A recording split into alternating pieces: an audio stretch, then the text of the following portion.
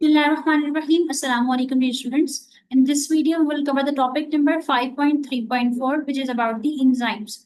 So, first of all, what are the enzymes? Enzymes are biological catalysts. They are the molecules which are found in the living organisms. First of all enzymes हमारे पास क्या होते हैं? They are the biological catalyst. ये हमारे पास biological catalyst होते हैं. Catalyst का कॉन्सेप्ट आप स्टडी कर चुके हैं ना कि कैटलिस्ट हमारे पास वो प्रोटीन्स होते हैं जो रिएक्शन में रिएक्शन में टेक पार्ट तो करते हैं, रिएक्शन में इन्वॉल्व तो होते हैं, लेकिन वो यूज नहीं होते रिएक्शन में. जिनका काम सिर्फ और सिर्फ क्या होता है कि वो रिएक्शन को स्पीड अप करते हैं, उसको फास्ट करते हैं, लेकिन खुद रिएक्शन में यूज नहीं होते. सो एंजाइम्स हमारे पास ऐसे ही एक कैटलिस्ट होते हैं जो कि they are the molecules which are found in the living organisms. ये मॉलिक्यूल्स होते हैं जो लिविंग ऑर्गेनिजम्स में, इवन ह्यूमन बीइंग्स में भी, की बॉडीज में भी एंजाइम्स जो है वो प्रेजेंट होते हैं. हमारी बॉडी के जितने भी रिएक्शन होते हैं, लाइक डाइजेशन का रिएक्शन हो गया या और कोई भी रिएक्शन हो गया, तो रिस्पायरेशन वगैरह कोई भी रिएक्शन हो गया, उनको फास्ट करने के लिए इन कैटलिस्ट को यूज किया जाता है. Enzyme help speed up a chemical reaction in the body without being used up. Enzyme help करती है रिएक्शन को स्पीड अप करने में विदाउट बीइंग यूज्ड अप, यानी कि ये खुद यूज नहीं होते. How do enzymes work? Enzymes work just like a chemical catalyst by lowering the activation energy needed for reaction. Enzymes इस तरह से काम करते हैं just like the chemical catalyst, बिल्कुल केमिकल कैटलिस्ट की तरह ये वर्क कर रहे होते हैं. लाइक ये हमारी एक्टिवेशन एनर्जी को, रिएक्शन की जो एक्टिवेशन एनर्जी होती है उसको लोअर कर देते हैं रिएक्शन के लिए, ताकि वो रिएक्शन फास्ट हो सके by speeding up the rate of a biochemical reaction. और रिएक्शन बायोकेमिकल रिएक्शंस के रेट को स्पीड अप कर देते हैं. Now we have special features of enzymes. Enzymes के ना कुछ special features होते हैं. The first one is the specific action. Specific action का मतलब बच्चों ये होता है कि हमारे पास enzymes एक ऐसी species होते हैं जिनका काम ये नहीं होता कि वो हर किसी के साथ रिएक्शन करें. ठीक है, जैसे अगर आपको मैं दिखाऊं ना, आपके पास एक यहाँ पे एक इमेज है, इस इमेज को देखते हैं. अच्छा, अब इस इमेज में आपको ये शो किया जा रहा है कि हमारे पास ये देखिए कि एक एंजाइम है ना, आपके पास ये एक एंजाइम है ये. अच्छा, ये आपके पास एक एंजाइम है ब्लू सा, ये सारा एंजाइम इसकी ना ये होती है, इसको हम कहते हैं, इसको इस साइड को कहते हैं एक्टिव साइड, जहां पे आके कोई भी सबस्ट्रेट या कोई भी स्पीशीज रिएक्शन करती है. अब ये जो सबस्ट्रेट है ना, ये सिर्फ एक स्पेसिफिक सबस्ट्रेट ही एंजाइम साथ रिएक्शन कर सकता है. मतलब हर सबस्ट्रेट इसके साथ रिएक्शन नहीं करेगा. यहाँ पे इसने रिएक्शन किया, इसने यहाँ पे एक एंजाइम और सबस्ट्रेट ने मिलकर पूरा कॉम्प्लेक्स बना लिया. थोड़ी देर बाद ये सबस्ट्रेट यहाँ से निकल के प्रोडक्ट की फॉर्म में कन्वर्ट हो जाता है. जब एक दफा इसने रिएक्शन खत्म कर लिया, दोबारा से ये सबस्ट्रेट रिएक्ट नहीं कर सकता. ठीक है, तो एंजाइम ना एक स्पेसिफिक एक्शन इनका ये होता है कि each enzyme acts only on one particular type of substrate. Her enzyme जो है सिर्फ एक ही सबस्ट्रेट के साथ रिएक्शन कर सकता है, हर सबस्ट्रेट से रिएक्शन नहीं कर सकता. Called as substrate. ठीक है, एक सब्सटेंस से रिएक्शन करते हैं, इसको कहते हैं सबस्ट्रेट. सिर्फ एक ही सबस्ट्रेट से रिएक्शन कर सकते हैं, हर सबस्ट्रेट्स के साथ ये रिएक्शन नहीं कर सकता. और इसी इसको हम कहते हैं कि स्पेसिफिक एक्शन, इसका एक खास एक्शन होता है. Only one enzyme can break down sugar but not protein. एक एंजाइम सिर्फ शुगर को ब्रेक डाउन कर सकता है, उसको तोड़ सकता है, वो प्रोटीन्स को ब्रेक डाउन नहीं कर सकता. ठीक है, सेकेंड का क्या फीचर है इसका? Use in the small quantities. Enzymes को हम स्मॉल क्वांटिटी में यूज कर देते हैं, बहुत लार्ज क्वांटिटी में यूज नहीं किया जाता. Even a small amount of enzyme can cause many reactions. Enzymes are not consumed in the reaction. ये रिएक्शन में कंज्यूम नहीं होता, जैसे कैटलिस्ट कंज्यूम नहीं होता ना, यूज्ड अप. सेम इसी तरह से हमारे पास एंजाइम में यूज नहीं होती, ये बहुत स्मॉल क्वांटिटी में इनको यूज किया जाता है. थर्ड है टेम्परेचर सेंसिटिव. ये बहुत सेंसिटिव है टेम्परेचर के, इनको बहुत हाई टेम्परेचर नहीं दिए जाते.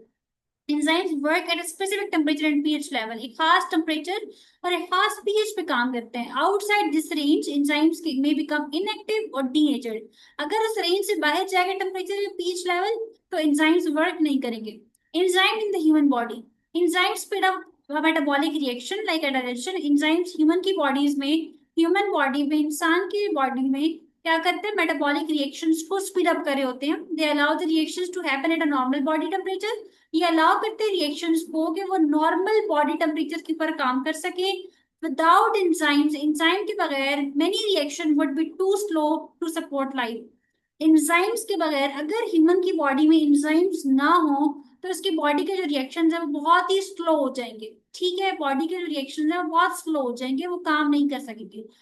एंजाइम्स जो है ये मेटाबॉलिक रिएक्शन को स्पीड अप करते हैं, ये अलाउ करते हैं रिएक्शन को कि वो नॉर्मल बॉडी टेम्परेचर रिएक्शन कर सके और एंजाइम्स के बगैर बॉडी के जो रिएक्शन है वो बहुत स्लो हो जाते हैं और हमारी बॉडी को, हमारी लाइफ को सपोर्ट नहीं कर सकते। इसके बाद लास्ट टॉपिक है role of chemical kinetics in the food industry. क्या रोल है केमिकल काइनेटिक्स का फूड इंडस्ट्री में? क्या रोल है केमिकल काइनेटिक्स का? First of all, chemical kinetics होता क्या है? Chemical kinetics studies shows the rate of a reaction and how to control them. ये शो करती है रेट ऑफ रिएक्शन को, फिर रिएक्शन का जो रेट है वो क्या है, कितना फास्ट या कितना स्लो वो रिएक्शन हो रहा है, और हम कैसे उस रिएक्शन को कंट्रोल कर सकते हैं। Importance in the food industry, इस केमिकल काइनेटिक्स की क्या इंपॉर्टेंस है फूड इंडस्ट्री में? Chemical kinetics play a big role in ensuring the food quality, storage and transportation. हम ये जो कितने कितने दिनों का फूड, दिन तक फूड को स्टोर करके रख लेते हैं ना, ये केमिकल काइनेटिक्स की वजह से हो रहा होता है। हम लोग जो फूड की क्वालिटी भी देख रहे होते हैं, जो ब्रांड्स होते हैं, उनकी क्वालिटी बहुत अच्छी होती है, तो ये बहुत अच्छी अच्छी केमिकल काइनेटिक्स यूज कर रहे होते हैं। स्टोरेज की बहुत अच्छी होती है, ट्रांसपोर्टेशन, इतने इतने एरिया से ट्रांसपोर्ट होकर चीजें आ रही होती हैं, तो इसके नीचे सारा रोल जो है केमिकल काइनेटिक्स का ही होता है। अब क्या रोल है केमिकल काइनेटिक्स का फूड में हम स्टडी करते हैं। फर्स्ट रोल है identifying the best time to harvest. आपको केमिकल काइनेटिक्स से ये आइडिया होता है कि कौन सा टाइम है, किस टाइम पे कौन सा बेस्ट टाइम है फूड को हार्वेस्ट करने का, बीज बोने का कौन सा सबसे बेस्ट टाइम है। It helps to pick the crop of products when it has the highest nutritional value. मतलब आपको जो है केमिकल काइनेटिक्स की हेल्प करते हैं कि आपको वैसे पता चलता है कि आपने कब क्रॉप को पिक करना है, कब अपने प्रोडक्ट्स को वहाँ निकालना है, और कब आपने कब उसकी बहुत हाई वैल्यू है, डिमांड है इस टाइम पे मार्केट में, उस टाइम पे आप जो अपने क्रॉप को वहां से निकाल, अपने प्रोडक्ट्स को निकालें, उसको यूज करें। सो ये आप केमिकल काइनेटिक्स से पता चलता है। सेकेंड है reducing the degradation during transportation. जब आप जो है वो फूड को ट्रांसपोर्ट करते हैं, फॉर एग्जांपल आपके पास फ्रूट्स की बात कर लेते हैं। फॉर एग्जांपल एक एरिया है, फॉर हम कहते हैं कोयटा के एरिया के अंदर हमारे पास बहुत सारे एप्पल्स होते हैं, ये बहुत फ्रूट्स होते हैं, तो वहां से पंजाब के एरियाज में जब ट्रांसपोर्ट होता है फूड, तो बहुत ज्यादा ट्रांसपोर्टेशन टाइम लगता है, लेकिन उसके रिजल्ट में डिग्रेडेशन नहीं होती। मीन्स के वो जो हमारा फ्रूट है या जो हमारा फूड है वो खराब नहीं होता। Degradation is caused by the chemical reaction like spoilage और ऑक्सीडेशन की वजह से होते हैं। लेकिन केमिकल काइनेटिक्स हमें ये हेल्प करती है कि हम कंट्रोल कर सके इस पॉलीज और ऑक्सीडेशन को, ताकि हमारा जो फूड है वो फ्रेश रह सके और बहुत टाइम तक रह सके। थर्ड पॉइंट है मिनिमाइजिंग द न्यूट्रिशनल लॉस। इससे हम कम कर सकते हैं अपने न्यूट्रिशनल लॉस को, यानी कम से कम फूड हमारा लॉस होगा इससे। Help prevent vitamin and minerals loss during the storage and cooking. Cooking और स्टोरेज के टाइम पे हम लोग ये काम कर सकते हैं, कम से कम चीज जो है वो वाइटामिन और मिनरल्स का लॉस हो फूड से। एक्सटेंडिंग द शेल्फ लाइफ, उनकी जो लाइफ है उसको एक्सटेंड कर दिया जा हो जाती है केमिकल काइनेटिक्स की हेल्प से, by slowly slowing the down spoilage reaction using temperature and humidity control.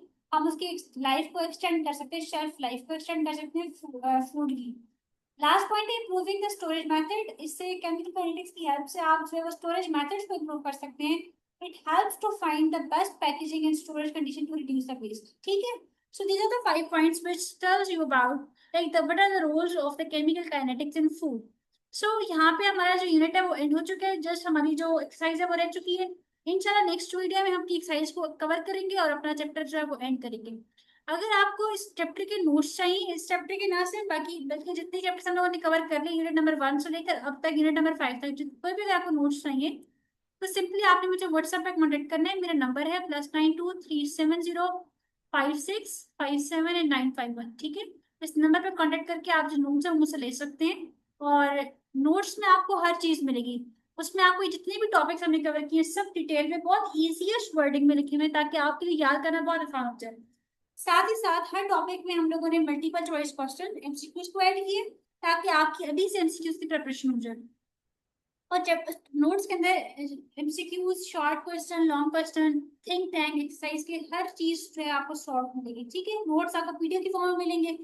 और इसके अलावा जो है वो, अगर आपने मेरा कोर्स ज्वाइन करना है जिसको हम लोगों ने स्टार्ट कर चुके हैं, वो 4 मंथ्स के अंदर ही हम उसको एंड कर देंगे इंशाल्लाह, जिसमें हमारे जो है बहुत से टेस्ट भी इंक्लूडेड हैं, जिसमें आपके फुल लेंथ पेपर्स होंगे, आपके हाफ सिलेबस से भी और फुल सिलेबस से भी।